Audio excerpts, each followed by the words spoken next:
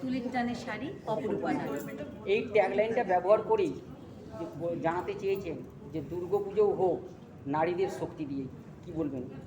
নারীদের শক্তি অফুরান শক্তি। নারী যদি একত্র হয় সেই শক্তিকে কেউ কিন্তু মানে ক্রস করে যেতে পারে না। নারীদের শক্তি হচ্ছে সেটা দুর্গাপূজার আমাদের যে মহালয়া থেকে শুরু হয়ে যায় দেবীপক্ষ, সেখান থেকেই কিন্তু আমরা ছোট্টবেলা থেকে জানতে আরম্ভ করি নারী শক্তিই হচ্ছে মেইন শক্তি, যার জন্য কিন্তু অসুরকে বধ কিন্তু দুর্গা ঠাকুরই করেছিলেন।